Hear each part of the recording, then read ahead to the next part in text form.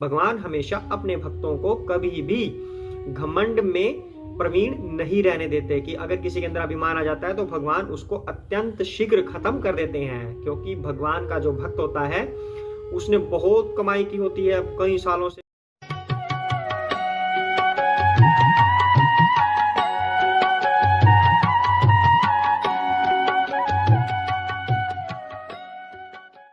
जय सिया राम। आइए पाठ को आगे बढ़ाते हैं। सबसे पहले हम श्री राम की वंदना करेंगे।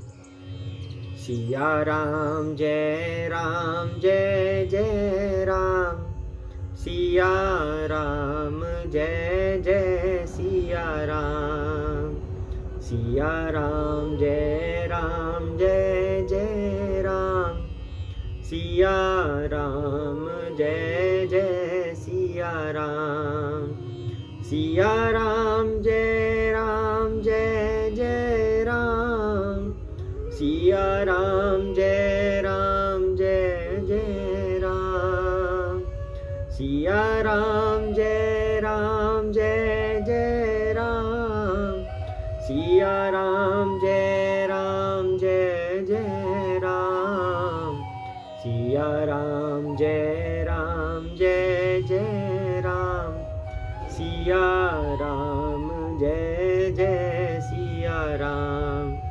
हे राम मेरे राम, सिया राम जय जय राम, मेरे राम सीता राम, सिया राम जय जय राम।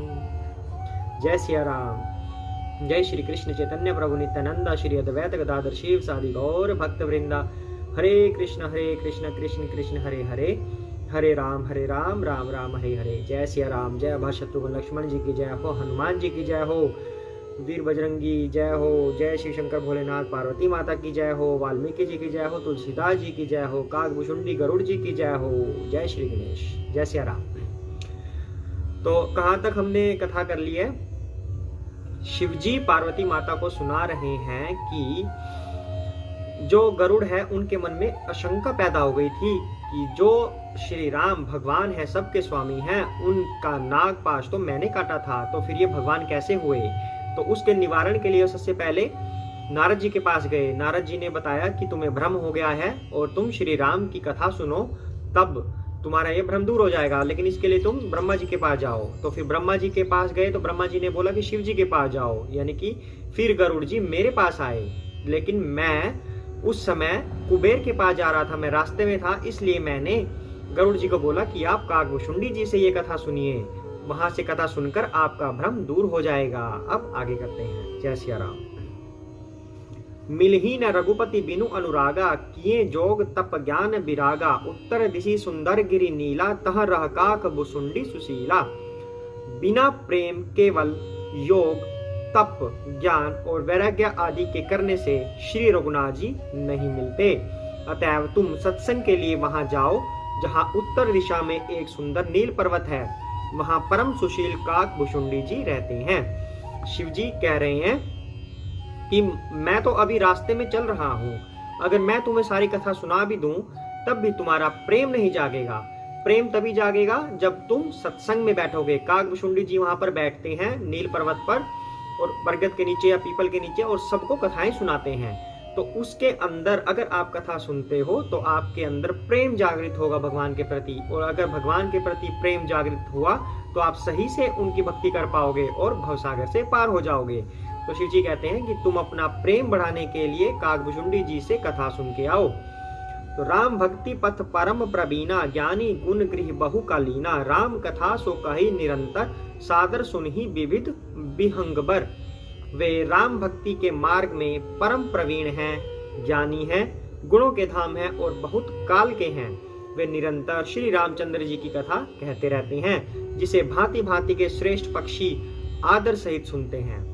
अब पक्षी भी आदर सहित सुन रहे हैं वहां पर कथा, तो हम जैसे आम मनुष्य क्यों नहीं सुनते श्री राम की कथा? क्यों हम बार बार कहते हैं कि हमारे पास समय नहीं है, हमें ये काम है, हमें वो काम है? जो बड़े लोग होंगे वो कहेंगे कि पोते पोतियों को पालना है, इनके लिए समय निकालना पड़ता है, हम कैसे सुने? जो बीच वाले मध्यम वर्ग के लोग होते हैं एज वाइज, उनको कहते हैं कि हमें काम धाम करना है, हमें समय नहीं मिलता। बच्चे अगर बच्चे करें, बच्चे कह देते हैं कि हमें स्कूल जाना है, स्कूल का कार्य करना है, खेलना है हमें। भगवान के लिए समय आखिर कौन सी एज में होगा? किस एज में आप बोलेंगे कि हमारे पास भगवान के लिए समय है? शिव जी वही यहाँ पर प्रश्न कर रहे हैं कि तुम वहां पर क्यों नहीं जाते, आदर सहित उस कथा को क्यों नहीं सुनते। जब पक्षी उस चीज को सुन रहे हैं, गरुड़ जी सुन देंगे, और उससे पहले जितने भी पक्षी वहां पर बैठे हैं, काकभुसुंडी जी खुद एक पक्षी हैं, पर उनका थोड़ा रूप बड़ा है, काकभुसुंडी जी हैं वो भी पक्षी हैं, वो खुद सुना रहे हैं और बाकी पक्षी सुन रहे हैं, तो आम मनुष्य क्यों नहीं सुनते? जय सिया राम। जाई सुनहु तहाँ हरि गुण भूरी, होई ही मोह जनित दुख दूरी। मैं जब ते ही सब कहा बुझाई, चलेऊ हर्षि मम पद सिरुनाई। वहां जाकर श्री हरि के गुण समूह को सुनो, उनके सुनने से मोह से तुम्हारा उत्पन्न दुख दूर हो जाएगा। मैंने उसे जब सब समझाकर कहा, तब वह मेरे चरणों में सिर नवाकर हर्षित होकर चला गया। शिव जी ऐसे पार्वती माता को बता रहे हैं कि जब मैंने गरुड़ जी को ये सब बातें बोली, तब उन्होंने मेरे चरणों में सिर नवाया और वहां पर चल पड़े कथा सुनने के लिए। ताते उमा ने मैं समुझावा, रघुपति कृपा मरमु मैं पावा। होई ही कीन कबहू अभिमाना, सो खोवई चाह कृपा निधाना। हे उमा, मैंने उसको इसलिए नहीं समझाया कि मैं श्री रघुनाथ जी की कृपा से उसका भेद पा गया था। उसने कभी अभिमान किया होगा, जिसको कृपा निधान श्री राम जी नष्ट करना चाहते हैं। क्या भावार्थ बना कि गरुड़ जी के मन में भ्रम पैदा क्यों हुआ? शिव जी कह रहे हैं कि मैंने इसलिए नहीं उसको समझाया कि उसके मन में ऐसा भ्रम पैदा हो गया था कि क्यों हुआ है, बल्कि इसलिए कि उसने कभी अभिमान किया होगा कि मेरे से बड़ा कोई नहीं है, या किसी भी तरीके का अभिमान किया होगा और श्री राम जी उसको नष्ट करना चाहते हैं। इसलिए ही ये सब कहानी हो रही है कि इनके मन में भ्रम पैदा हो गया और ये कहाँ कहाँ भटकते फिर रहे हैं और मैं इनको काकभुसुंडी के पास भेज रहा हूँ। शिव जी ऐसा कह रहे हैं। भगवान हमेशा अपने भक्तों को कभी भी घमंड में प्रवीण नहीं रहने देते कि अगर किसी के अंदर अभिमान आ जाता है तो भगवान उसको अत्यंत शीघ्र खत्म कर देते हैं, क्योंकि भगवान का जो भक्त होता है उसने बहुत कमाई की होती है, कई सालों से पता नहीं कितनी कमाई कर रहे हैं, और भगवान उस कमाई को खराब नहीं करना चाहते। कमाई कौन सी? भगवान के नाम की। तो गरुड़ जी तो भगवान के भक्त हैं ही, क्योंकि गरुड़ जी उनकी सवारी हैं। उनके मन में अभिमान आया तो भगवान को वो तुरंत हटाना है। इसलिए ये सब कहानी हो रही है कि कभी नारद जी के पास, कभी ब्रह्मा जी के पास, कभी शिव जी के पास, और शिव जी काकभुसुंडी जी के पास उन्हें भेज रहे हैं। जय सिया राम। कछु ते ही ते पुनि मैं नहीं राखा, समुझई खग खग ही कै भाषा। प्रभु माया बलवंत भवानी, जाहि न मोह कवन अस ज्ञानी। फिर कुछ इस कारण भी मैंने उसको अपने पास नहीं रखा कि पक्षी पक्षी की ही बोली समझते हैं। हे भवानी, प्रभु की माया बड़ी ही बलवती है, ऐसा कौन ज्ञानी है जिसे वह न मोह ले। अब शिव जी कह रहे हैं कि गरुड़ जी को कथा मैं भी सुना सकता था, पर मैंने उसको न सुनाया। इसका एक कारण यह भी है कि यह गरुड़ जी भी पक्षी हैं, काकभुसुंडी जी भी पक्षी हैं, और पक्षी पक्षी एक दूसरे की वाणी अच्छे से समझ पाए। जय सिया राम। ज्ञानी भगत शिरोमणि, त्रिभुवन पति कर जान। ताही मोह माया नर, पावर कर ही गुमान। जो ज्ञानियों में और भक्तों में शिरोमणि हैं एवं त्रिभुवन पति भगवान के वाहन हैं, उन गरुड़ जी को भी माया ने मोह लिया, फिर भी नीच मनुष्य मूर्खतावश घमंड किया रखते हैं। शिव जी ये बात क्लियरली कह रहे हैं कि जो भगवान के भक्त हैं, जो भगवान की सवारी है, उनको भी माया ने अपने वश में घेर लिया। तो आम मनुष्यों की बात ही क्या है? तो आम मनुष्य किस घमंड में जीता है कि हम कौन हैं? जय सिया राम। मास परायण 28वां विश्राम। शिव बिरंची कहूं, मोहई को है बपुरा आन। अस जिय जानी भजही मुनि, मायापति भगवान। यह माया जब शिवजी और ब्रह्मा जी को भी मोह लेती है, तब दूसरा बेचारा क्या चीज है?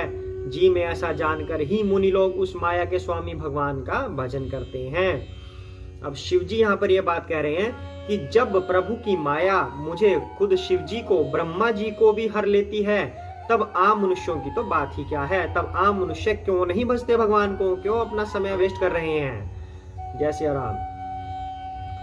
गयऊ गरुड़ जहाँ बसई भुसुंडा, मति अकुंठ हरि भक्ति अखंडा। देखी सैल प्रसन्न मन भयऊ, माया मोह सोच सब गयऊ। गरुड़ जी वहां गए जहां निर्बाध बुद्धि और पूर्ण भक्ति वाले काकभुसुंडी जी बसते थे। उस पर्वत को देखकर उनका मन प्रसन्न हो गया। और उनके दर्शन से ही सब माया मोह और सोच जाता रहा। करी तड़ाग मज्जन जल पाना, बट तर गयो हृदय हर्षाना। वृद्ध वृद्ध विहंग तह आए, सुने राम के चरित सुहाए। गरुड़ जी ने जैसे ही दर्शन किए कागभुशुंडी जी के, तभी उनका सारा मोह भाग गया। आगे कथा होनी तो अभी बाकी है। अर्थात जब हम किसी शुद्ध भक्त से मिलते हैं तो उनके दर्शन से ही हम कृतार्थ हो जाते हैं। हमारा आधा मोह खत्म हो जाता है, आधी हमारी समस्याएं खत्म हो जाती हैं। उसके बाद जब वो शुद्ध भक्त अपने मुंह से कुछ प्रभु के बारे में बोलेंगे तब तो बात ही कुछ और होगी। अर्थात हमें शुद्ध भक्तों से हमेशा मिलते रहना चाहिए, उनके सत्संग में रहना चाहिए, उनके दर्शन करते रहने चाहिए और उनकी सेवा करते रहनी चाहिए। जय श्री राम। तो तालाब में स्नान और जलपान करके वे प्रसन्न चित्त से वट वृक्ष के नीचे गए। वहां श्री राम जी के सुंदर चरित्र सुनने के लिए बूढ़े बूढ़े पक्षी आए हुए थे। कथा आरंभ करई सोई चाह, ते ही समय गयऊ खग नाहा। आवत देखी सकल खग राजा, हर्षेऊ बायस सहित समाजा। कागभुशुंडी जी कथा आरंभ करना ही चाहते थे कि उसी समय पक्षीराज गरुड़ जी वहां आ पहुंचे। पक्षियों के राजा गरुड़ जी को आते देखकर कागभुशुंडी जी सहित सारा पक्षी समाज हर्षित हुआ। अति आदर खगपति कर कीन्हा, स्वागत पूछी सुवासन दीन्हा। करी पूजा समेत अनुरागा, मधुर बचन तब बोले कागा।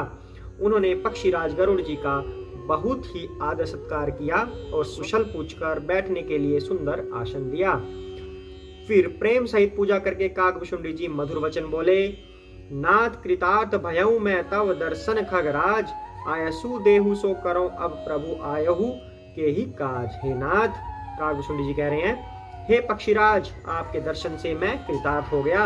आप जो आज्ञा दें मैं अब वही कहूं या वही करूं। हे प्रभु, आप किस कार्य के लिए आए हैं? कागभुशुंडी जी ऐसा सवाल पूछ रहे हैं गरुड़ जी से। आज की कथा यहीं तक करते हैं। जय सिया राम।